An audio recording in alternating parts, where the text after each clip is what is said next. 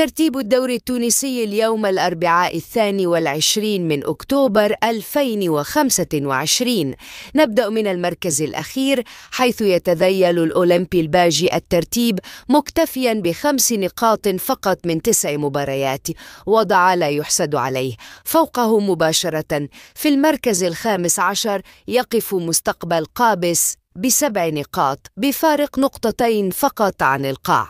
وفي المركز الرابع عشر نجد مستقبل سليمان الذي جمع 8 نقاط من 10 مباريات، يحاول جاهدا الهروب من شبح الهبوط. منطقة الوسط والبحث عن الأمان، إيقاع متأرجح ومترقب.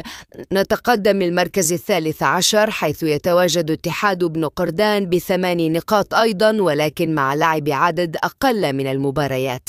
في المركز الثاني عشر يقبع النجم الساحلي ب9 نقاط، وهو وضع لا يليق باسمه، لكن الصراع مستمر.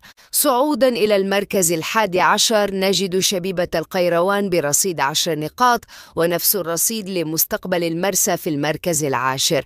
أما المركز التاسع فيحتله النادي البنزرتي ب12 نقطة، ثم يأتي في المركز الثامن شبيبة العمران ب14 نقطة. الركض نحو المراكز المتقدمة، إيقاع أسرع ومشوق. في المركز السابع وبفارق نقطة واحدة فقط نجد نجم المتلوي الذي جمع 15 نقطة، لكن الصراع يشتد للأمام. المركز السادس والسابع في قمة المنافسة حيث يتواجد الترجي الجرجسي ب16 نقطة، وفي المركز الخامس يتساوى معه النادي الصفاقسي ب16 نقطة. الفريقان يتنفسان نفس الهواء في سباق القمة، قمة التوب فور والفرسان الأربعة.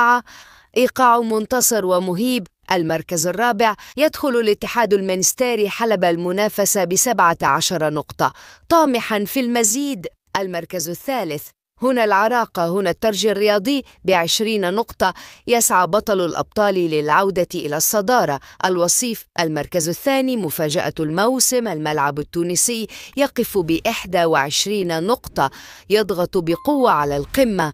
الصدارة المركز الأول، لحظة التتويج الدرامي، تصعيد الموسيقى إلى أوجها.